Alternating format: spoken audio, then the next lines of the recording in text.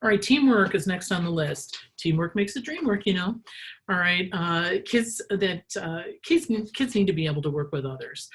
They need to be able to cooperate for a common purpose. You do a lot of that in your family, that's great, but then you need to do things outside of the family too. There's basically two kinds of teamwork. One is the bucket brigade style, where you work shoulder to shoulder with somebody, kind of building on what they're doing, passing things along. And then there's like the football team style, where each person has their own skill that they contribute. Both are good. This is also another area where it's a good idea to avoid labeling jobs along like traditional gender lines. You know, don't necessarily have the girls do the cooking and the boys lift the stuff. You can mix things up, and I think that's important too. Other things you can do as a team: you can make cookies and decorate them. You can rake leaves for someone, clean out the garage, shovel the snow. My husband was recently telling us about the big snowstorm in Chicago in 1968, I think it was. We had like 2 feet of snow or something. He said that the guy that lived across the alley from them paid him and his brother Jerry $50 to shovel the alley between his garage and the street, and so he could get his car out. And, you know, $50 in 1968, even $25 each, that was a lot of money for a couple like 15-year-olds. But Jim said, it was a lot of work. It was, the guy got his money's worth. It was really a lot of work. But, and it took both of them. They had to keep each other going because they wanted to give up. It was really hard. That was a lot of snow. And he remembers it to this day. And he's, you know, let's say well into his 60s. Okay. Other activities you can do, you might consider having family meetings. Some families do that. Some families are, you know, real organized about it and take a vote. Some families just discuss things and maybe take some input from the kids. Another good idea is to write letters to an editor, or somehow get involved in government. If your community has a neighborhood watch program, that's something to consider. Although again, be careful, because sometimes when they're talking about crime, that isn't something you want your kids to be thinking about or hearing about some kinds of crimes like that. I had a really good experience a few years ago when we were part of a swim team, and it was a last minute announcement about a Chicago Park District budget meeting. And the parents were talking like, we need to go and tell them about this big thing that they never delivered. They promised us and never delivered. So I'm like, okay, I'll go.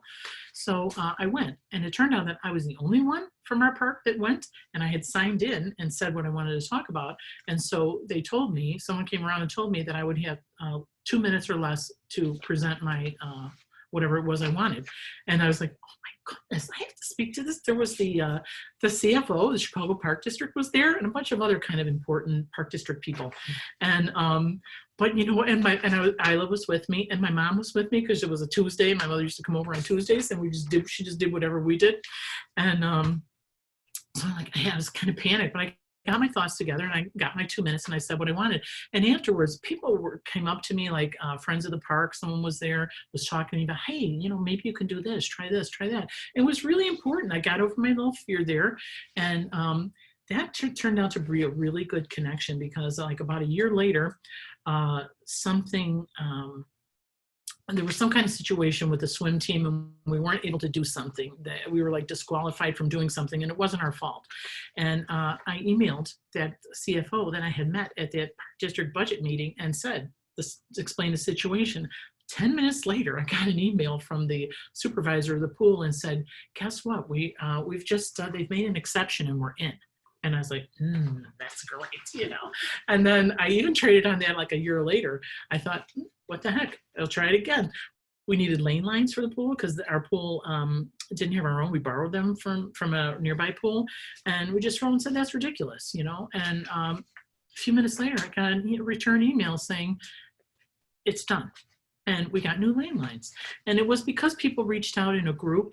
Our swim team worked as a team. I fronted the operation in that case, but it was a team effort. What do we need and how can we get it? And those were really very satisfying. I mean, that was really cool. The kids and the moms and dads, we all got a big kick out of that. Now I'm going to tell you something that's the opposite. Okay, sometimes it takes more work to let children help you. And I have to admit that I was not very good at this when it came to cooking. When it comes to cooking, getting dinner ready, I'm all about getting dinner ready. Like if you're making a birthday cake or something, you have plenty of time, you can take your time and do that. And having the children, help you measure the flour and spill it and things like that is one thing. But, if you're trying to get that meal on, I didn't really have a lot of patience with co-cookers, okay, shall we say. And I didn't even learn by the first round. I did kind of the same thing with the second one. And so they did see me cook and saw me make interesting things in that, but they didn't really get into the actual doing of it a lot. And I would like to say I would recommend changing that.